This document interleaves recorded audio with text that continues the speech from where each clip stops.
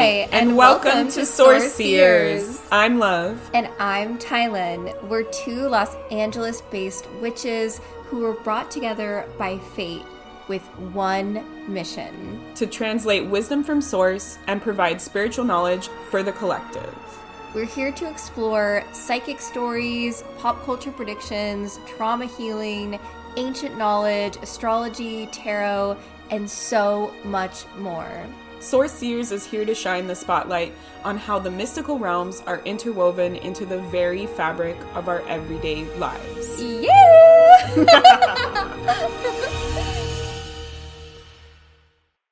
Hello, welcome to the inaugural episode of Source Seers podcast. My name is Love. My pronouns are they, them, and I'm joined by my lovely co-host, Tylynn. We are so excited to be finally doing this podcast. We've been talking about it for a really long time. Too long. So here we are. Yes, I am Tylynn. I am a multifaceted healer, which we'll get into all of the modalities and different things that I practice. But we are so excited to be sharing all of our wisdom on this podcast. Source Seers is really all about accessing our multidimensionality and seeing into the realms beyond the physical. Yeah.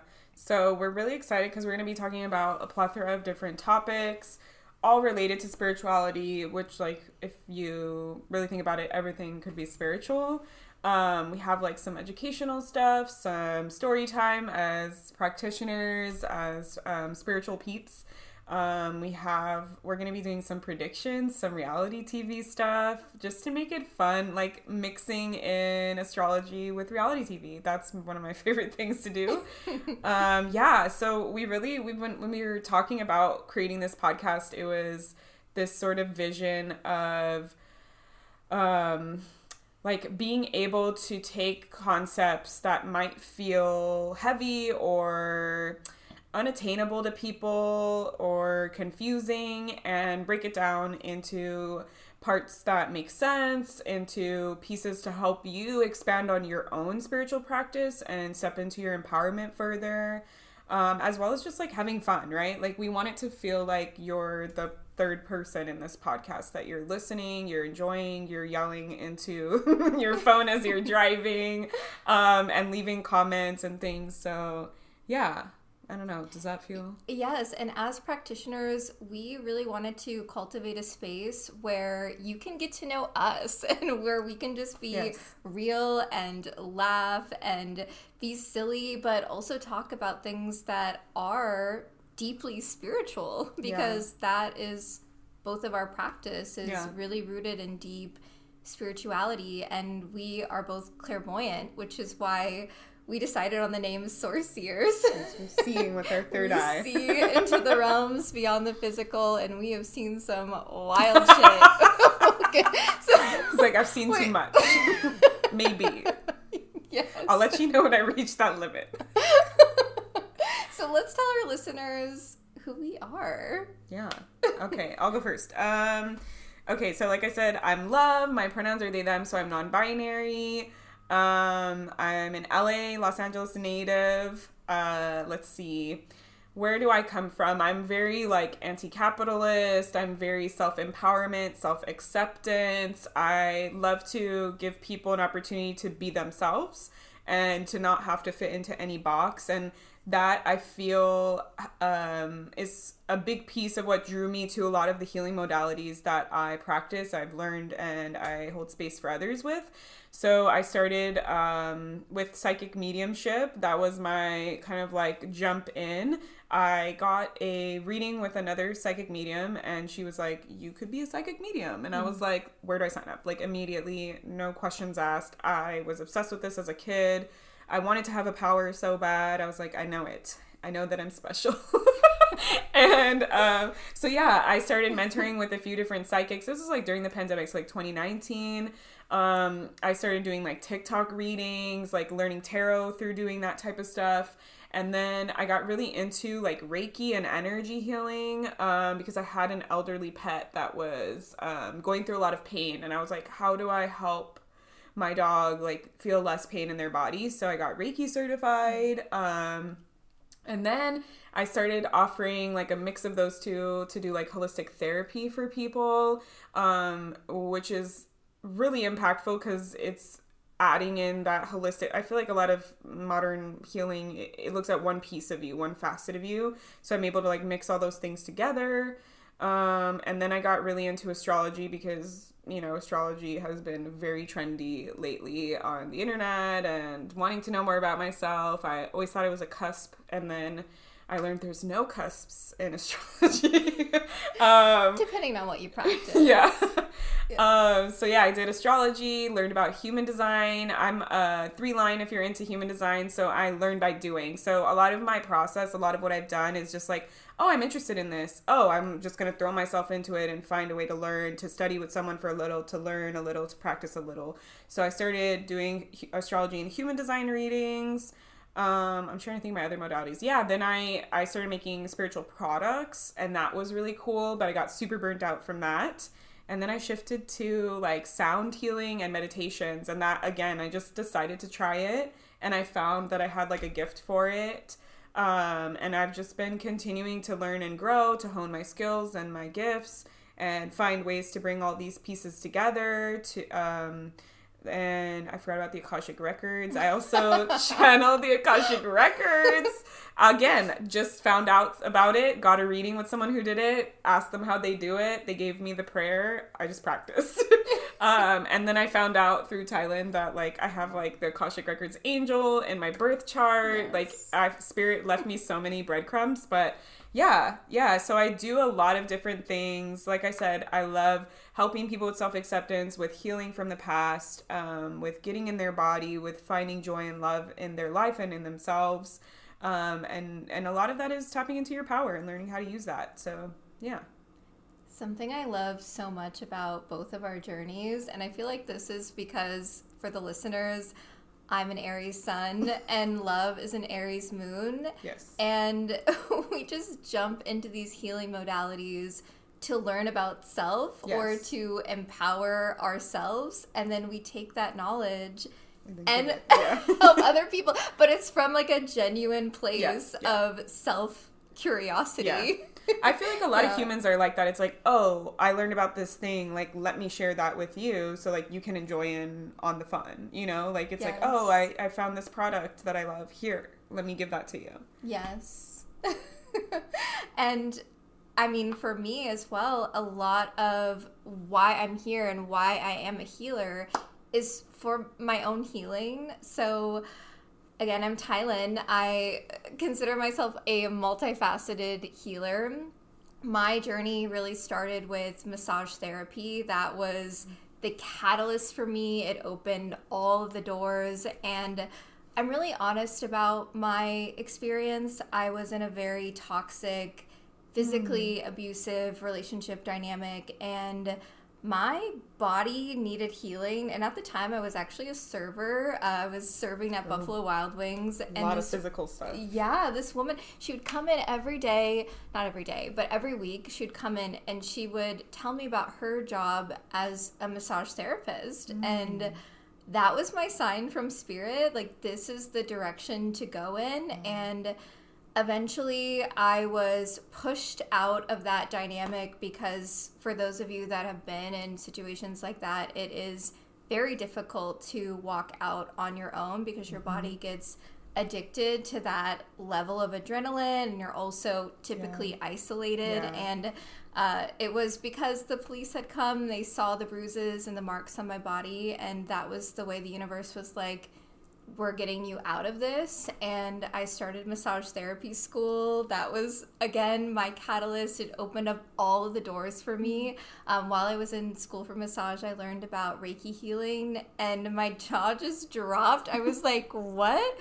This is magic. I need to know everything about this. So I received my first attunement in January 2017. I should say, too, I graduated from massage in May of 2016. So I've been practicing now for over 8 years, and I can't see myself doing anything else. Like, I genuinely just love being in the realms of healing. I learned about shamanic techniques as well. I studied with a shamanic practitioner.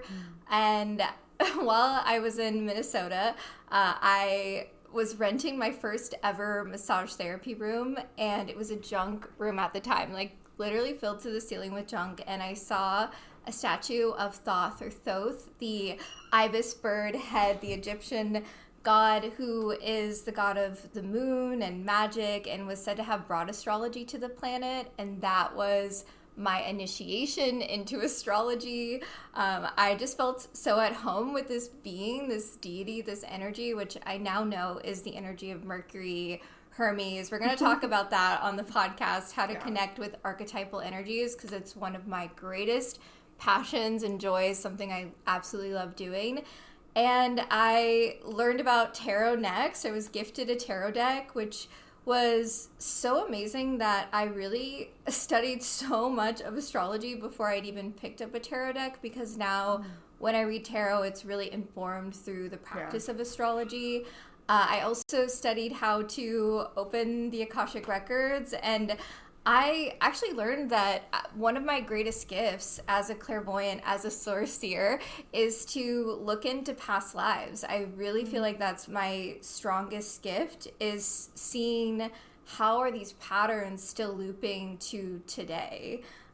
So I love getting into that. And then my latest modality that I've been practicing now for 2 years-ish is Akashic past life regression, which is my own signature way of doing a past life regression, where I open the client's Akashic records and I'm using my clairvoyance, my source seer energy to go into the past life with the client and see how are these patterns still looping to today.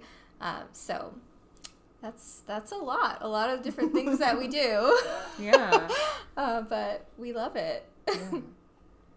Yeah. Okay. So I'm curious, what topic are you most excited to bring to the podcast? Most excited. I definitely love astrology. So we're going to talk a lot about astrology. Working with archetypal energies, that brings me a lot of joy. And I'm really excited to talk about like personal stories as well. Yeah. Talking about like our experience. I did an Akashic past life regression for love. Oh, I was super excited to talk about so that. That lifetime, that whole episode is gonna be like trigger warning. Trigger warning. Like it was unfolding. I was like, oh my god, it gets worse. It gets worse. Oh my god, it gets worse. Like it was really intense. I should also tell the listeners I'm clairsentient as well, so that's one of my psychic gifts, where I feel things so intensely. And that lifetime, I was right there Tylynn with you, was crying, sobbing. Yeah, I know. Yeah. It's a lot. It's a lot.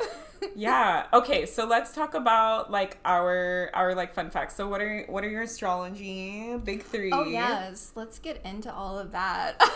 Yes, you can know us from that language if you understand it. Yes. If not, we'll translate for you. Yeah, we'll do entire episodes just talking about the foundations and the basics of astrology, and we'll also do episodes talking about the transits as well. Yes.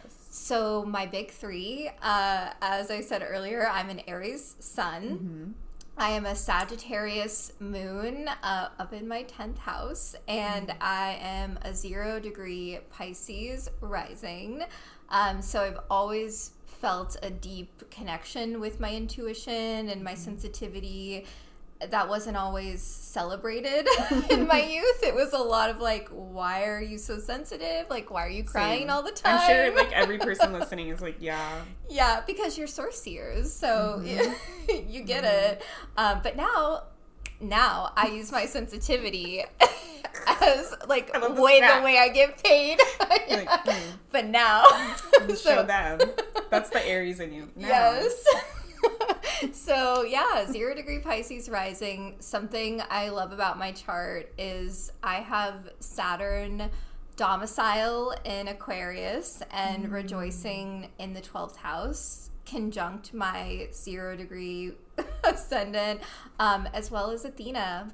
So Athena is an archetypal energy that I really resonate with, and love confirmed that for me doing a soul reading, yes. which we'll talk about too, soul readings. Yes. Yeah. That was crazy. Yeah, so I discovered that you can like see what your soul looks like without your human bodysuit, and I was doing Tylynn's, and there was this water form, this elemental water form that came through, which totally resonates for like Pisces rising. But then it turned into like this statuesque woman, and as I'm like describing it, I'm like, this sounds like Athena.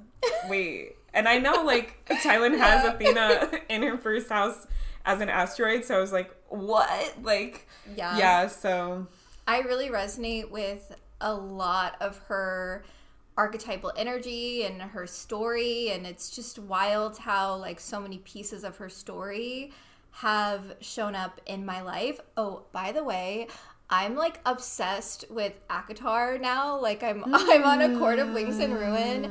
Okay, so I don't want to spoil this for people listening, but I'm at the part where they find out the bone carver is like the primordial essence of death, and I was like, wait, what? I'm the primordial essence of water. This is so weird reading this. Yeah. Oh, I just got chills. Yeah, I love fantasy. I feel like it connects us more to these unseen realms. I prefer, like, people are always like, what self-help book do you recommend? I'm like, I don't like read them. I just read fantasy. I'm a 3-line. I do it based off of what I want to do. I listen to my internal guidance. I don't look elsewhere that much. So yeah, I feel like fantasy for me is like that, like permission giver. So I love that you're like seeing that reflected too. Let's do episodes on that, on fantasy stuff.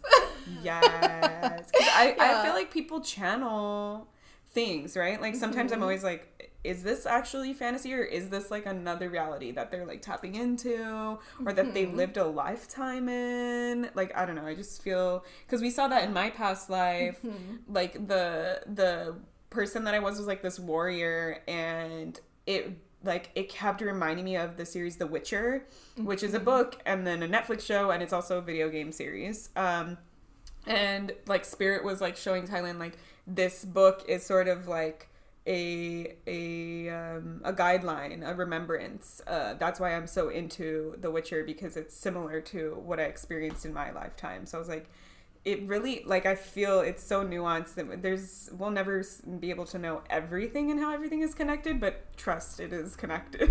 Yes. And I feel like that's a big part of why people would even listen to this podcast. If you're curious about piecing together these different aspects of your soul, because there are truly gifts within your multidimensionality. Yeah. Okay, so for those who are like, what was the astrology that Tylynn just said? I don't understand. Aries sun. So your sun sign is sort of like your outward persona, like how people view you, perceive you, how you show up in the world. And feel free to like jump in at any time. Aries is the god of war. Aries is the first of the zodiac signs. It's a fire sign. It's cardinal, meaning it brings the season, it brings spring. So it has this self-starter energy, like you were saying, like I just throw myself into it. It's the Aries energy. Aries also is like, loves to have fun, loves to be lighthearted, have a good time, which is why they're like so direct, because they're like, let's just get this out of the way so we can all enjoy.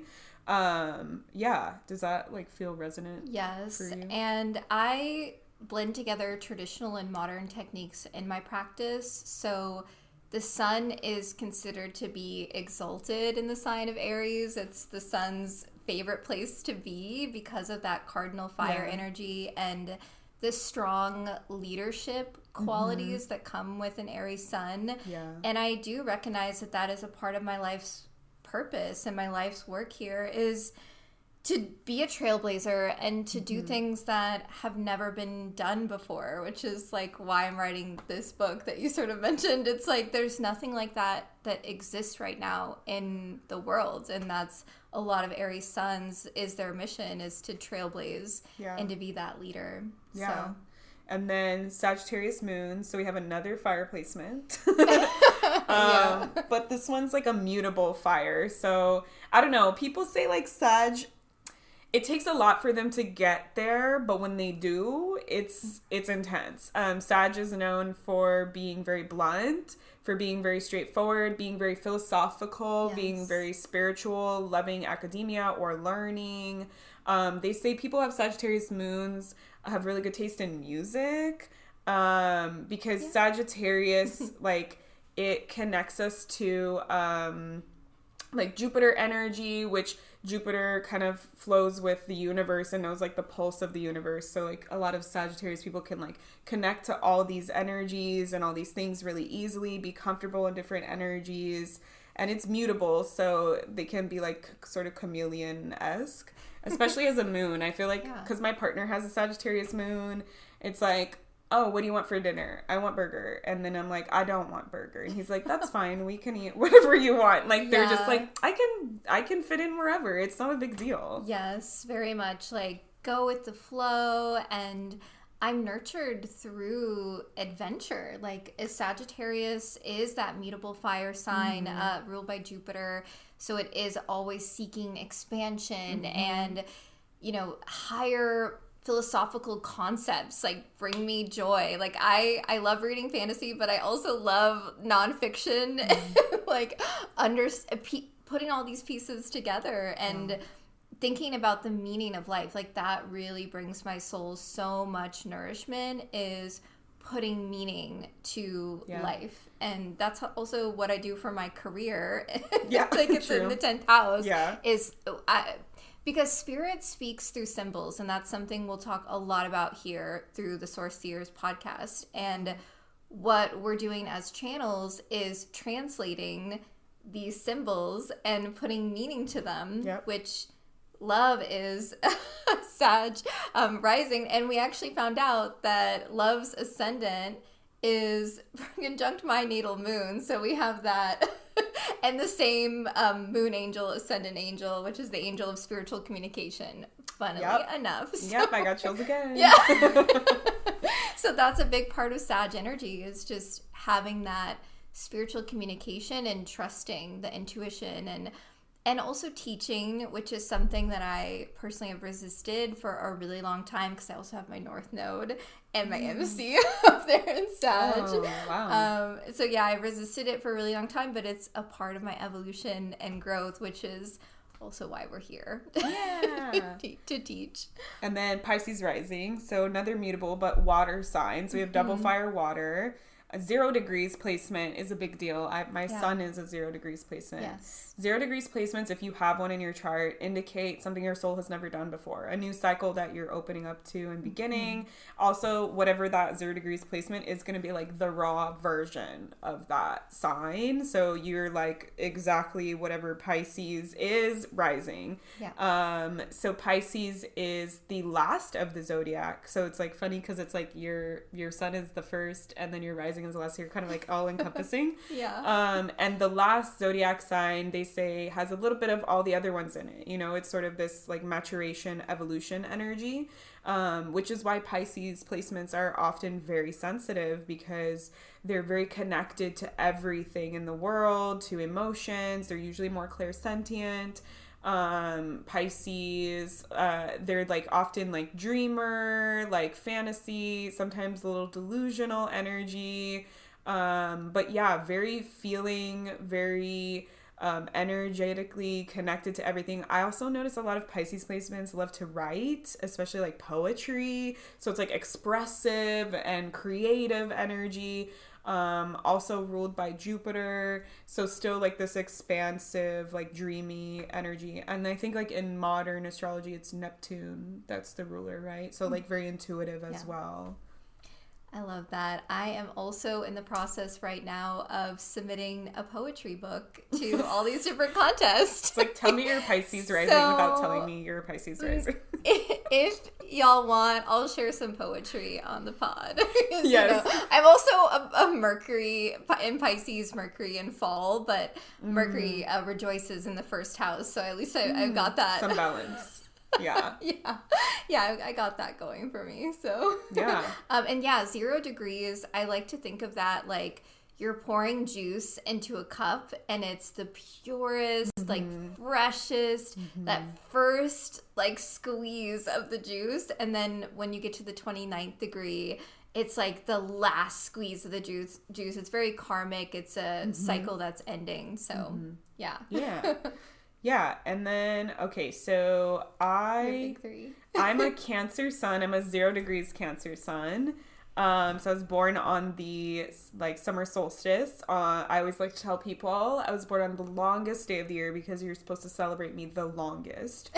And in ancient astrology, they would actually say Cancer started the cycle, like in ancient Egypt. So, yeah. Interesting. Yeah, because life is birthed from water. Yes. It's the cardinal water. It's the primordial, like, it's the womb space. Yes. You're held in that water, yeah. Yes, it is a cardinal sign because it brings summer.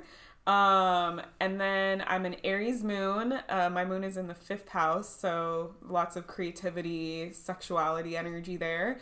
Sagittarius rising. I also have Jupiter in Sagittarius in my 1st house, and I have Juno or Hera in my rising. It's conjunct my rising. Yes. And then I don't know, other placements that I find are important. My Mars is in Virgo in my 10th house of career, which is an indication that you're a business owner if you have that. Yep. And my North Node is in Scorpio in the 12th house. So I have like a lot of placements that are like, oh, like you're gonna be a psychic. Like you're gonna do healing work for people. So my Cancer sun is in the 8th house, which is naturally the house of Scorpio, which is a very intuitive, like deep healing transformation house. And I have that in 0 degrees. So I'm like in this new cycle, I'm this space holder. Like Cancer is very like motherly energy. Yes. So mother archetype, like space holder, feeding you, clothing you, making you feel comfortable, making you feel safe. But having it in that 8th house, it's sort of a little scorpionic energy where it's like, we're going to transform. We're going to look at the deepness. I struggle with like group spaces because the 8th house placement is very one-on-one. And also like being seen, it was a big thing I had to overcome. I would just be in the 8th house, like in the dark shadows, like behind everyone, being quiet and needing to step into that. Aries. So well, wait, something I need to share about love is that love has Jupiter in Sagittarius in your 1st house. Yes. So I would also say that a part of your life's work, as Jupiter is your ruling planet. Yes, because from my perspective as a reader, I always read from the perspective of the ruling planet. If you get a reading with me, I'm going to be reading from the perspective of that archetypal energy and then calling in that archetypal energy. Yes. And the ruling planet, for those who don't know, is the ruler of your rising sign because your rising sign sets your 1st house. So I'm a Sagittarius rising. So my chart ruler is Jupiter because Sagittarius is naturally ruled by Jupiter. Those rules don't change, like what planet rules each sign. So same with Tylynn being a Pisces rising, that's the other sign that is ruled by Jupiter. So the chart ruler for her would also be Jupiter. We're both Jupiterian souls. Yes. But having Jupiter in your 1st house, especially domicile in Sagittarius, really means, love, you're here to take up so much space. Yeah, can you in the realms of spirituality. You're like, get out of here. You're in my shop. Exactly. That's Jupiter energy, though. And if you think about Jupiter is so massive that literally he blocks asteroids from entering our solar system and destroying the Earth. Like there is a protective energy to Jupiter. It can be overwhelming. Like you're really here to trigger the fuck out of people. Like I could see bringing that. The truth. Like that's My what whole Jupiter upbringing. is doing. Is like bringing the truth. So I feel like you're taking up space in the realms of spirituality, but with the Cancer sun in the 8th house, so much of your purpose is to go into the realms of the unseen, but then bring it out to the light, like bring it out for people to see and share your wisdom with it. So I definitely feel like I did that a lot in my meditations and in my readings. Like I always get a lot of feedback that I'm able to give them like practical advice or make it make sense. Because I feel a lot of my clients, they say they've seen like a psychic, and the psychic just says like, oh, you have this issue. And then they're like, cool, like, what do I do with that issue? Like, what is the issue? And whenever I do my readings, I'm like asking spirit, I'm like, so what about this issue? What can we tell them? Like, how can they fix it? How can they move past it? So that totally makes sense. Yeah. So I have an Aries moon. Which is supposed to be one of the harder moons to have. It's not like a fun placement, but I personally love it because I love being chaotic. I love being a chaos gremlin. I resonate with that energy. I don't have like many placements that are about being graceful or classy. No, yeah. Beautiful rising signs, we're here to be chaotic. We're here to get gritty. Yeah, like, you know, like Aries is the warrior, so I have this like warrior heart. My emotions, I'm definitely like you said, that first energy. Like, I've been the youngest person in a lot of spaces that I'm in. People are always surprised by how much I've accomplished by this point in my life. And I also feel like with Aries, they can be a little hot-headed, a little impulsive, impatient, very impatient. I feel like I've learned actually my last dog, which you can kind of see if you're looking at the video, Suki, she taught me patience, because she was deaf and elderly, and I was like, like, why don't you understand me? And it's like, she's a child. She can't hear me. So I definitely learned a lot of patience from her.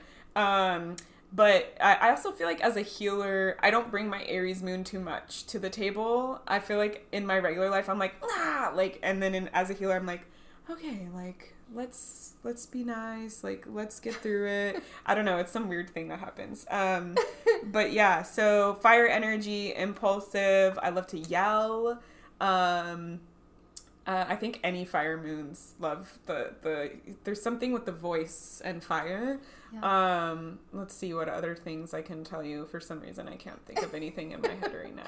And with the 5th house placement, it really means that you are nourished through taking all of that fire and pouring it into creative projects. Yes. Yeah, I've always been very creative. I also have Gemini, Mercury, and Venus, so lots of creative energy there.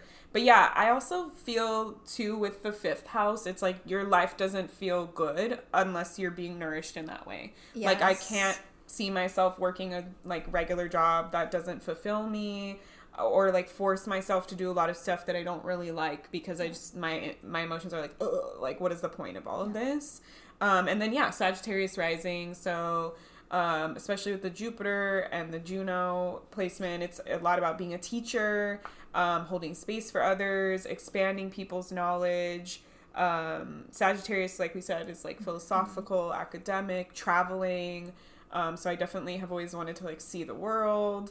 This big expansive energy. And then Juno is Hera in the other pantheon. So Tylynn pointed it out to me, which I thought was really cool. That like, cause Jupiter is Zeus, and then so it's like Zeus and Hera, right, are the mother and father of the heavens. So like I have that in my first house, which I'm like, oh, like I'm both. Like I feel so special. I'm speaking with the queen of the heavens here. Hello. Yes. I think that's my only like graceful placement.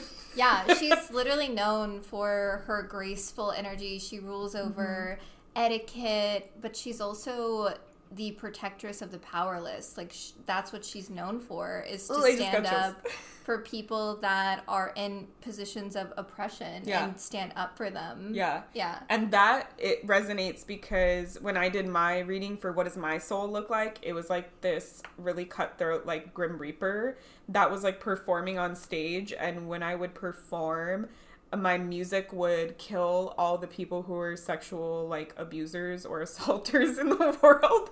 So I definitely feel like at my core, my soul is like, I want to be there for the people who are oppressed. I want to make them feel safe. I don't want them to have any danger in this world, which is definitely important in healing, right? Like that's how I'm helping you get your power back, is to heal and reconnect with that part of yourself, which I had to do from my upbringing, experiencing like a lot of trauma, a lot of abandonment, a lot of emotional neglect and things like that. So yeah, it's really cool. Yeah. But yeah, my Gemini placements, also enable my Sagittarius and my Aries placements. So it's just all the things.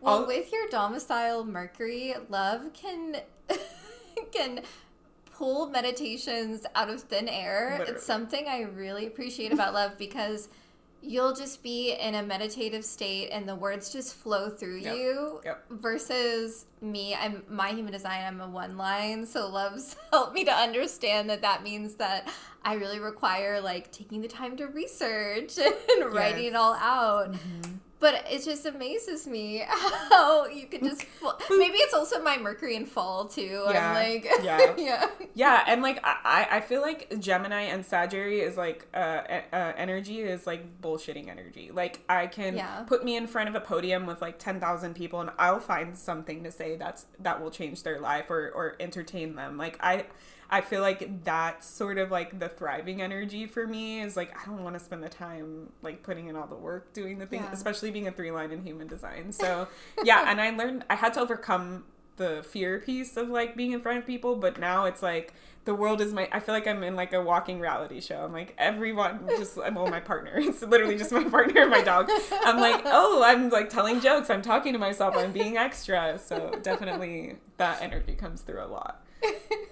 I feel like that's also Sag energy though, mm-hmm. just like for sure. Silliness, goofy. Because it's like you don't as a Sag placement you learn like there's this inherent knowing of I don't need to take life that seriously. Like it shouldn't be that serious. I think that's for like Capricorn and like Virgo energy to take it like very seriously. Sag is like it's not that serious. Like it's fine.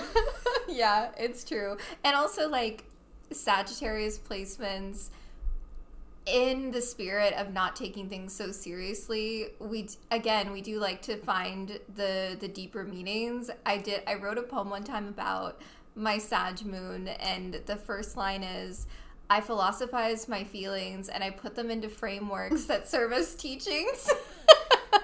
I could see that. It's so true. It's like I'm not taking it so seriously, but I'm learning like the deeper meaning and the deeper mm-hmm. truths mm-hmm. behind why it is we're in this wild mess of life. Yeah. And I feel like it's in this catch-22 where like if you don't take it too seriously, you actually get the deeper meaning because you're not like stuck or like forcing something or afraid of something. You're just like allowing it to be whatever it is. And then you're like, oh, that's the lesson or that's the thing that's coming through. Like it allows you to be more of an open channel. Yes. Yeah. Okay, so we talked about human design. So what's your human design? Yes, I'm a manifesting generator, which obviously with all of the modalities that I practice. Surprise, I'm also a manifesting generator if you didn't guess. Yeah. I feel like Love and I, we have a lot of similarities, like in our astrology chart and our like human design pieces, which maybe we'll do a whole episode on that, how we work together in human design and astrology and stuff. But I'm a 1-4, so that's I love the languaging for it. It's the omnipresent, am I saying that right? The omnipresent teacher.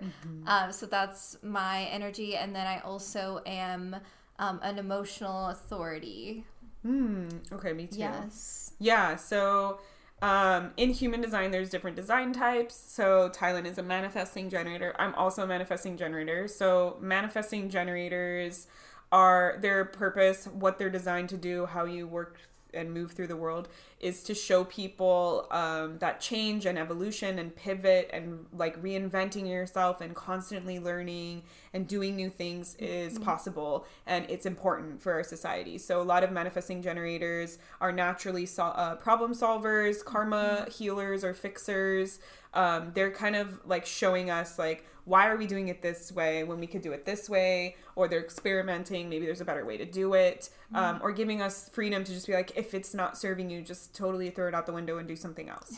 So manifesting generators by nature get attracted to like so many different things. We're the king of pivot. So it's like, I'm really interested in this. I learned what I needed to learn from it. Now I want to do something else. So definitely, I don't know if that resonates for you, but like when I was younger, I changed my my major in college so many times. Like I changed my mind on what I wanted to be when I grew up before I even got to college, and my mom would always be like, you need to pick something. Like, you're not going to be successful if you don't stick to something. And I feel like a lot of society tells you that, like, pick one thing. That's like a very boomer, mindset. Like, get your job, work there, get your 401k, get your retirement. And I felt like very shamed for changing. And then when I learned that I was a manifesting generator, I was like, I'm literally supposed to do that. It gave me so much freedom. So a 1-4 line. So the 1 line is the investigator. So they're here to learn, to take notes, to research, to deep dive on things that you're interested in. Not everything in life, but if you get called into something, then you really can spend hours like immersing yourself in it. And that's why Tylynn has like so much knowledge about astrology and tarot. Like, she can tell you like one tarot card and like literally what the color of the thing means. And like, it's very like, she just knows like so much about all these things. It is amazing. It's true. Like, and I don't just say like, oh, I do all these things just to say that I do them. Like, I really have spent years cultivating mastery over every single one of the modalities that I work with. Yeah. And if I am interested in something, I deep dive into it. Yeah. I'm like, I need to know every single thing. And then I always have a mindset of I'm continuing to learn. I feel like that might be a 1-line thing. The 1 lines sometimes feel, or a lot of the time they feel like I'll never know enough. Yeah. And that translates into like, I'm always want to learn because I don't feel like I've gotten everything that there is to know about this. The fear of inadequacy. Mm-hmm. I was just chatting about that with the client last night, just being so vulnerable of I give these readings and I'm holding the space, but something inside of me feels like I'm not giving enough, or like there's an inadequacy thing that's happening when clients are looking at me like, you've given me way more than I can even like conceptualize, or so much to chew on. But I feel like that's also a 1-line thing. Yes, very 1 line. 1 line's the like flip side of that is, they tend to feel like they're never prepared enough or they don't know enough. So they can get a lot, they can get stuck in their head, stuck in overthinking, in that fear-based mentality. Like, I always love to give the example of like, if you're doing like a school report, they're like, if they don't actually thoroughly do all the work, have all their notes, know exactly what they're going to say, feel good about the work that they did, then they're going to be like, I'm not ready, I didn't do enough, I don't feel confident in the work that I've done. And it's probably like more than what normal students would prepare, you know? Literally. I've heard that so many times growing up of, you wrote, like, I love writing. So they'd be like, you wrote way too much than what was required to write. You're like, it's not enough. Yeah. That's exactly. Awesome. Yeah. And then the 4 line. So the 4 line is like a very gregarious, like networking type of person. So the 1 line is more internal and like how you process and understand the world, how you feel about yourself. And the 4 line is like, how am I connecting with other people? So the 4 lines are natural, like, networkers in the fact, not like for business, but more just like building community, building these bridges of connection between people. Like, I'm sure if you were like, hey, Tylynn, who would you recommend to do for this? She would be like, oh, I know this person would be perfect for this. Or it's like, oh, I want to throw a party for like board games. Oh, we can bring together all the board game people. Like, these are the natural kind of like community leaders. 4 lines do have a lot of influence over their community after they've already like gotten to know people. They can be very influential, very good teachers. And then 4 lines, they need a good, strong foundation of people around them. If you have like fake friends or like shitty family members, like, then the 4 line feels like life is meaningless. Like, they feel the energy around, like, of who they're around. So for 4 lines, I had a 4 line client. She was actually 1-4. And she was like, with my friends, it's black and white. You either make the cut or you don't make the cut. Like, there's no wiggle room. And I was like, that's how 4 lines I feel should be. Because you don't have time and energy to be with someone that you're like, oh, well, we've known each other for so long, but like every time there's some issue or, you know, like, that's just going to bring you down. And you want to be surrounded by people that mirror or help you step into what type of life you want. So if you want to be a millionaire, surround yourself with rich people or people who are working on their goals or business owners, right? If you want to relax and live in nature, like surround yourself with people who are into nature, into hiking, like all that kind of stuff, right? Yeah. And then the 4 line, they need to have these like bridges of connection. They say like, don't get a new job till you have another job lined up. So you need to have this stability of like seeing where you're going, knowing where you're going. And most 4 lines will get jobs through people they already know, get partners through people they already know, because it is about your trusted and vetted community is like everything for you. Yeah.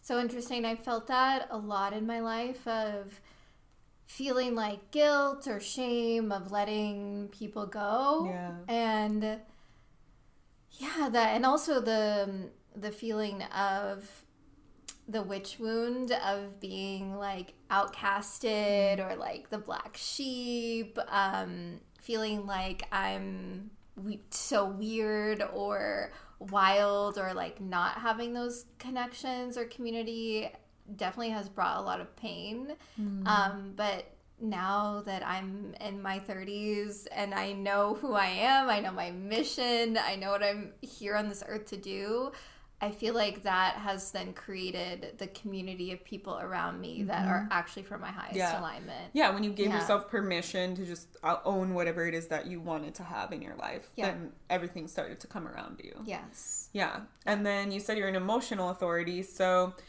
I actually looked up statistics because you can see like what percentage of the population is what. The highest percentage for the type of authority is emotional authority. So most of the population, I don't want to say most, but like more of the population has an emotional authority. I'm also an emotional solar plexus authority. So that just means the way that we process the world, the way that we inherently understand the world is through emotions. So it totally makes sense. We're like humans are emotional. And as an emotional authority, it's really important to be in tune with your own emotions that you have going on in your body so that you know like what you're feeling at any given moment. But it's also important to remember that like whatever space you're in, whatever people you're around, you feel that energy. You will experience that energy. So like collective energies can be really influential. Even like watching shows or listening to music, you will mirror or feel that energy in your body. So I always like to say for emotional authorities, like think about what vibe you want to be in. Like my partner will want to watch like a drama, like we've been watching the show The Penguin and it's like an intense drama, or like we've been watching The Bear. I know we're like late to the game on that, and that's like an intense like in the chef like kitchen type of show where they're yelling all the time.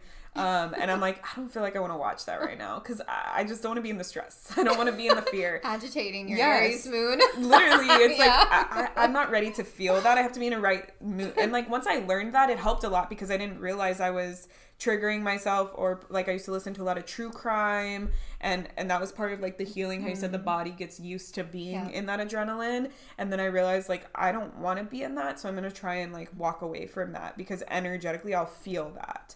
So yeah, you'll walk into a room, you'll know the vibe, you'll know who's upset, who's not upset, and it's important to be in tune with your own emotions because then you'll know if you feel something else, if it's yours or if it's something like in the room or in the air that belongs to someone else. I also love to say for emotional authorities, they're like sort of like golden retriever energy where it's like I'm really excited because you're really excited, like I really want to hype you up. So they're like good people to like do that, but then like you can overcommit to something or impulse buy something and then you're like, hi, I don't want to go to this dinner. Why did I say that I would go to this dinner? You were just really excited in the moment. So like learning to say like, let me get back to you on that. Let me sleep on that. It has helped me a lot. I don't know if you practice. Yeah. Yeah, I would impulse buy. Now I put it in my cart and then I wait. I like let it sit there. And then the next day, if I still really want it, then I'll buy it. But yeah, there's a lot of overcommitting. Something that a friend of mine described with my human design, it's like my emotions are like elevator emotions. So it is important for me to sit because I might not necessarily feel it right away. Like it takes a little bit of time for me to process and sit with what my true answer is versus I know some things in human design, like Josh, my partner, has something where it's like a gut instinct, the sacral. And he just knows Yeah. right away, and I'm not like that. Like, I really have learned that about myself, that I need the time. Yeah, they say for emotional authority, it's like because the emotion, it washes over you like a wave. And that's how your intuition works in human design. So it's like you have to wait for the wave to pass, to be out of your body, wait for the emotion to leave. And then you get that little nugget of wisdom of like the clarity moment of like, oh, this is what the emotion taught me or brought up that I need to know. That's why, like I say, waiting, right? Like, so that you can let it kind of move through you and be like, was I just really excited because I was excited, or do I actually want this? But yeah, there are people who have sacral authority, and the sacral is like instant. Your body's like, yep, nope. and both for sacral and I would say a little more for emotional authorities, you wear it on your face too. So it's kind of hard. Like my partner, he's always he loves that I just get like so like visibly disgusted by certain things. Like nothing crazy. It's like I'm gonna eat spinach, and I'm like, oh, I know. Like, why are we? Like, it's hard because your emotions just come up. You know, it's like, ew. Or like your watching things, like watching shows, and my jaw just drops. Josh always makes comments about my face and how expressive.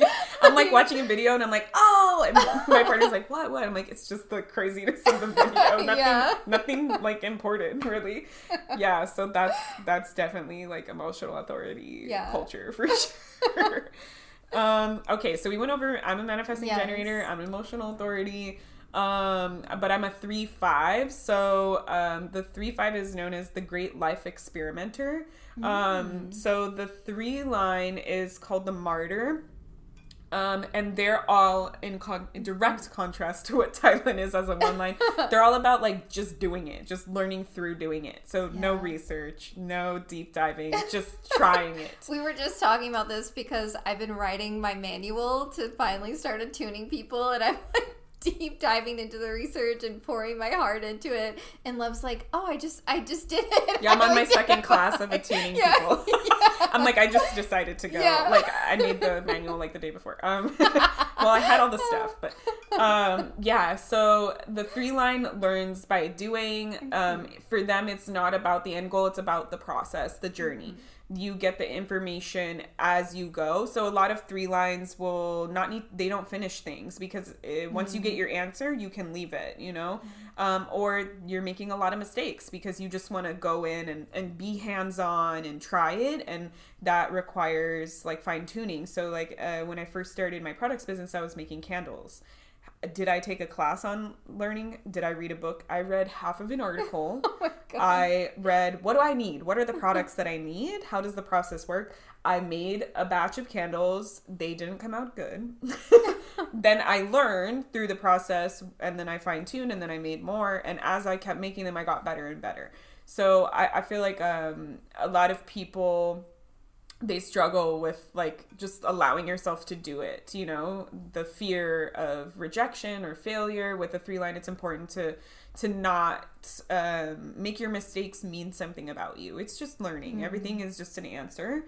And then the 5 line is known as the heretic. So also a triggering placement. The 5 line is a natural teacher. So they're natural problem solvers, natural karma fixers, natural teachers. They, in the way like I was saying, the 3 is like an inward, how am I moving through the world through experimentation, through doing, and then how am I sharing, I have the outward with the 5 line. So they say that the heretic is here to take data and turn it into light for others. So basically I'm like a walking like translator machine for things, and I share that. So 5 lines are the type of people that are like, oh, I like your shirt. It's like, oh, let me tell you, I got it at Target. Let me send you, what's your email? Let me give you a coupon. Like, they're the type of people that are like, this is my lived experience, and I'm going to share it with you so that you don't have to struggle through this, so that you can have a good time. You can learn from it. And especially with my 3 line, it's like, oh, I failed and I struggled through this, so let me tell you how not to fail and struggle through this. And then the other piece about the 5 line is, because they're natural problem solvers and karma fixers and pattern recognizers, people will project stuff onto you that serves their narrative. So even if they don't know your human design, they'll unconsciously project a version of yourself that they have in their mind onto you, because they know on a cellular energetic level that you'll solve the problems, that you'll serve their narrative in some way that they're looking to move through. So I had that a lot in my life, and learning that I was a 5-line made so much sense. It gave me a lot of freedom, because as a 5-line, you have to be careful to not let other people's perception or projection of you like be your truth, like change you. Because I would get a lot of people like, oh, you're like this, or you come off like that, or I just see you motivated like this, and I'm like, I don't feel like that on the inside. But then you start to like question, you're like, am I, like, did I really come off like that? And then you start changing who you are, and it's like been a very great permission giver to just be like, people can have the version of me in their head and it doesn't affect me. I just keep doing my version of me and I just keep living. So I'm like a great person. I think that that's a hard concept. Detachment for me has been really easy. I'm like, I don't care. And I feel like my Aries moon is like, I don't care what you think about me. Yeah. The sister science to human design is something called gene keys, and that's literally my life's work, is the gene key 42, detachment. So I get it. It's really difficult, you know, to be in these human bodies here in physicality and be living this life to the fullest, while also having this frequency of, we are the writer and the reader of our own life story. I found like the key to the detachment is the ego, right? Because it's the ego that cares, the ego that feels the sadness or feels insulted.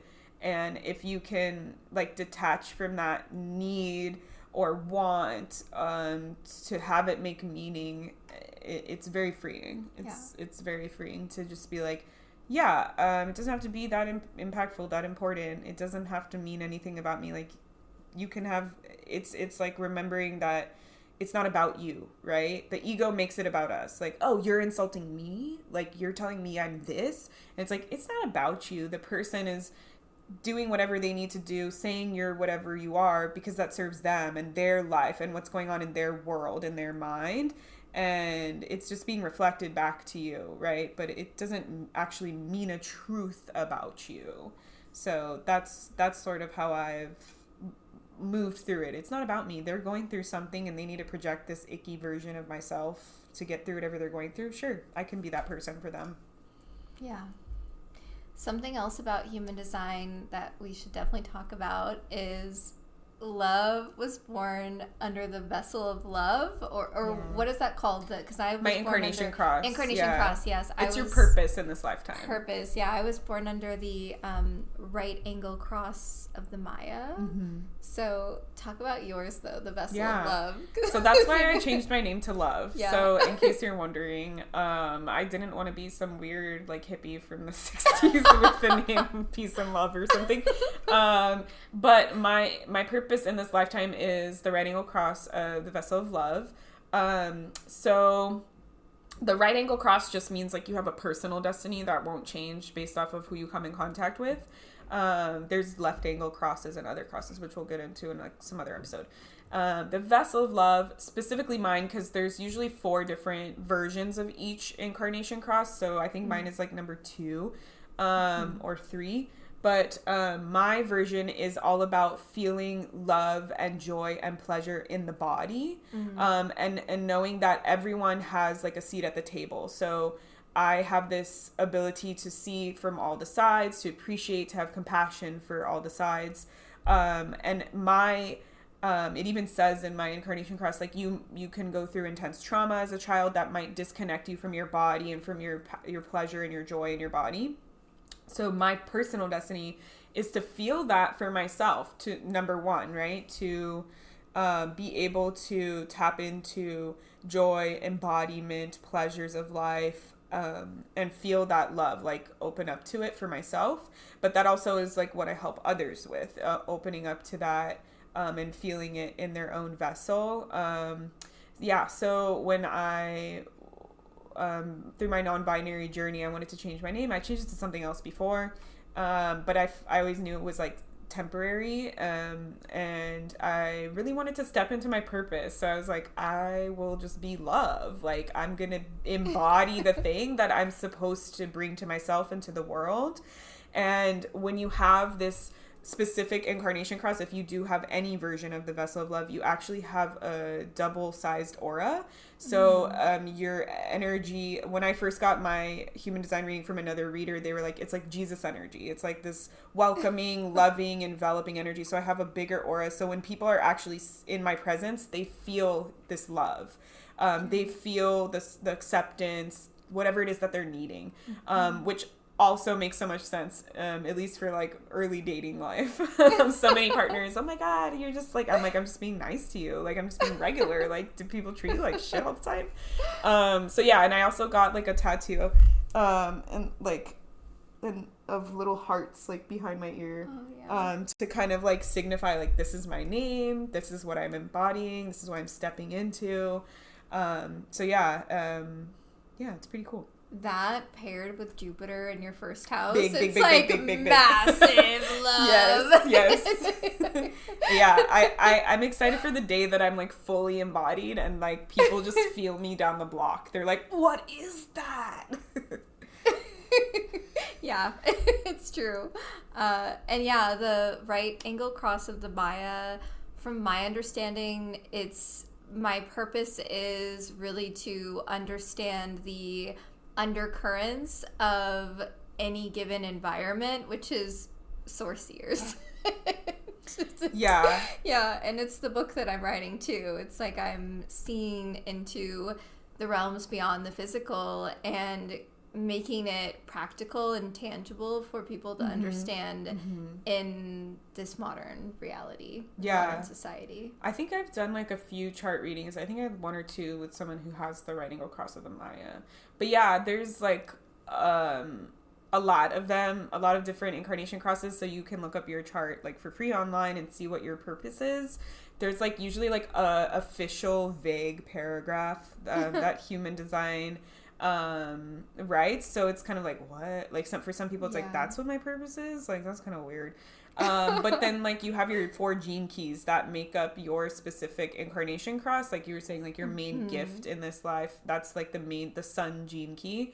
And those, if you read more about those, that will give you like a deeper understanding of like how your incarnation cross works, because it can sometimes be very like philosophical, or just like, you're supposed to be happy, and people are like what? Like, I thought I was supposed to like change the world or something. So yeah, it can definitely be a really great like direction giver and permission giver.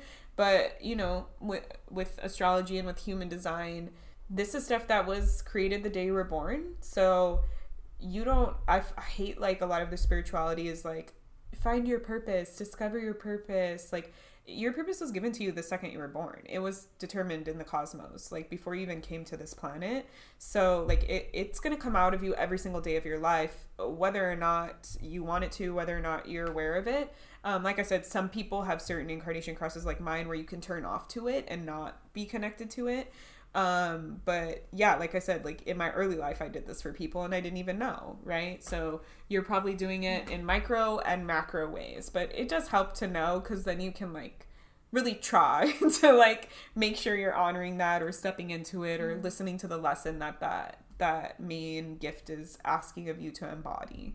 I agree with that. Purpose isn't something that we have to seek out or find. It is something that is already embodied and rooted within. And that's the whole purpose of this podcast, is to cultivate a space where we are sharing the importance of going inwards, of looking into the self, looking into the depths of the unconscious, because you already know your truth. You know, I often say this to clients, my job is just to hold a mirror up. That's literally what I'm doing all day, just holding up a mirror and saying, like, look, like, you have your answer.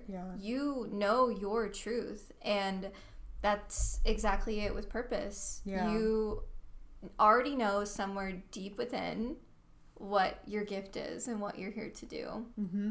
Yeah, I think like the struggle as a human in 2024 bordering 2025 is to unlearn, to decondition. I think that's most of what we spend our life doing. Is as a kid, I knew I was myself 100%. I didn't have any fears. I didn't have any judgments. I didn't have any beliefs placed on me. I was in tune with, I probably was my most raw version of all the things that I am in my astrology or human design, and then life or society or culture or family.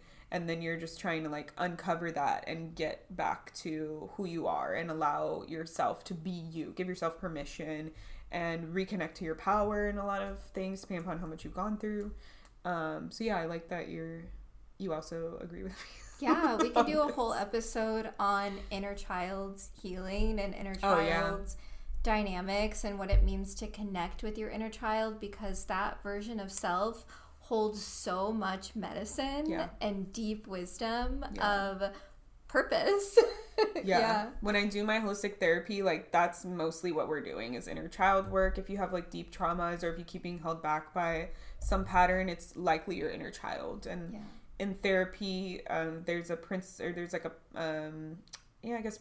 or principle called internal family systems, and the inner child is known as like the wounded healer. So they're like the inner child is like a version or a facet of ourself that keeps our wounds for us.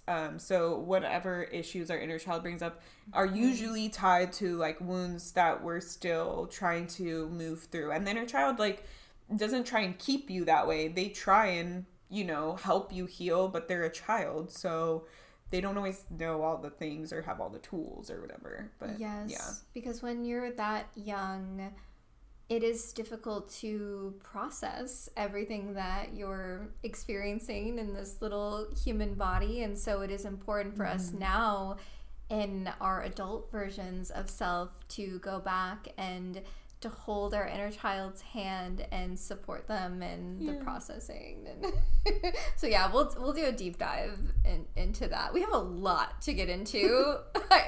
I was looking at my journal. I'm like, wow, we have so many. Oh yeah, we had like a dinner together, and we took notes. Like, what do you want to talk? It was like boom, boom, boom, boom. Well, especially with my Gemini Mercury, I'm like, we could do this, we could do that, we could do this.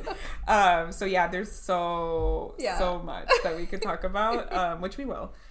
Which is great because then we'll never feel boring or have, like lack of content. Yes. And if you listeners have something that you would love for us to dive into, let us know. What are your questions with spirituality? Yeah. Because we're holding this space for you, right? Like how Tylynn was saying in the beginning, we want to have Source Seers be sort of this like audio/visual encyclopedia for you to dive into things that you're interested in, to learn more about yourself, to have conversations with us, with yourself, with people. And we want to serve you, so if you have a topic that you're like really wanting us to discuss, a spiritual theory or concept or question that you've had, you want us to break down certain educational pieces that we like as practitioners and professionals can help break down for you, like that's always open. So you can comment like on our Spotify, like they allow you to comment on podcasts now. You can comment on YouTube. You can go on our Instagram and comment. You can DM us on send a carrier pigeon, a telepathic thought. And no topic is like off the table because I mean you have an 8th house sun, my ruling planet Jupiter is in the 8th house. We're willing to like go to the depths and talk about really taboo subjects. Like I'm not afraid to do that, and I think it's important, right? Because like a lot of modern spirituality is like love and light, and like it's very colonial, very like Catholicism coded, so they don't like to talk about like deep things or sexual things or like different types of theories or beliefs and stuff. So I think whatever question, just shoot your shot, and if we don't want to do it, we'll let you know. Like, you don't have to. I doubt it. I know, but I'm giving people permission if they're like if they're overthinkers. Like, don't worry about it. We'll decide if we want to do it or not. don't like filter yourself. Like if you truly have a question, like please put it out there. We want this to be like a safe space. We want this to be a community space where people can feel like they can come to the table with things, or they can add their opinions, where they can connect with us. Because I don't want it to feel like we're just talking at you, you know, like we're not here to impose our beliefs on you. We're here to just create a space for information and knowledge, and then you, like I tell all of my students, take what resonates. Like you're not obligated to believe what Tylynn or I believe, to feel what Tylynn or I feel, to think how we think. If it helps you to follow our guidance, great. But if it starts to become a hindrance, or if it comes up against your previously determined beliefs, or your intuition feels weird about it, leave it. That's okay. I think a lot of the modern world teaches us to disconnect from our internal guidance and to worship authority or external guidance, right? When you're in school, you listen to your teacher, you raise your hand, you get a lot of your own decision making taken away from you. You know, a lot of parents are like, do what I want you to do because so much, you know, we grow up in a space that has laws that are allowed and things that are not allowed, like etiquette, like all these different things. So I feel like when it comes to spirituality, because it's like even lesser talked about, even lesser understood in our society now, a lot of people online that I interact with are just asking me to give them the answers, to tell them what's correct. Or even when I'm in a reading, what should I do? What choice should I make? It's not my decision to tell you what to do. You decide, you know, so we're here to put all this stuff on the table, and then you let it sit within you. Trust your intuition, come to terms with your internal guidance, understand and connect with your power more, and then you take what you want. Like I said, like I don't read all the books and things. Like I like to just do whatever feels good for me on the inside, because then I know that I'm honoring myself and I'm living my truth, and I'm not getting like, I have an open head center in human design, so I can like easily absorb other people's like beliefs and ideas. So I try to not, so that I know it's coming from me, or spirit is, you know, bringing it in for me. So yeah, we definitely want you to treat this podcast as that type of format where you get to decide, you empower yourself, you give yourself decision. And if you're not sure, that's okay. Take your time, ask questions, try out one, try out the other, see how it feels. You might be like me where you need to do it first. Yeah. Yes, I agree with all of that. This podcast is really meant to empower all of the souls out there that are curious about these topics. And that's the world that I would love to live in, where everyone is connected to their intuition, their internal guidance system, where they check in with themselves before just going along with the authority or whatever society is prompting for us to do. It's like, no, we all have so much deep wisdom within, and this is why I'm so passionate about understanding past lives and the patterns that are still occurring to this day, because that's how you really get to know yourself. And that's really what this podcast is all about, is building all of these topics so that you can get to know yourself and like see the truth of self, and just be a place of empowerment. Yeah. Well, thank you for listening, for being here, for supporting wherever you are in the world, wherever you are in space and time when you're finding this. You can follow us at Source Seers on Instagram, probably on TikTok, YouTube, and our Spotify, but like any podcast platform that you listen to, we'll probably be on. And then, if you want to ask us any questions, if you want to support us, if you want to work with us, all of our stuff is like linked. And we'll see you next time. See you next time, Source Seers. Bye. Thanks for joining us for another episode of Source Seers. We can't wait to hear your take on all the magic we talked about. Follow Source Seers on IG and all other platforms to let us know your thoughts and get involved in our community. You can also follow Love at Love Sakratoff on all the platforms. And Tylynn at Tylynn McKenzie, or go to my website, templeradiance.com. We'd love it if you could leave us a review on Spotify, Google, or Apple Podcasts, and share Source Seers with anyone you feel might benefit from magical community right now. Hail Jupiter! Thanks for seeing into Source with us. Bye!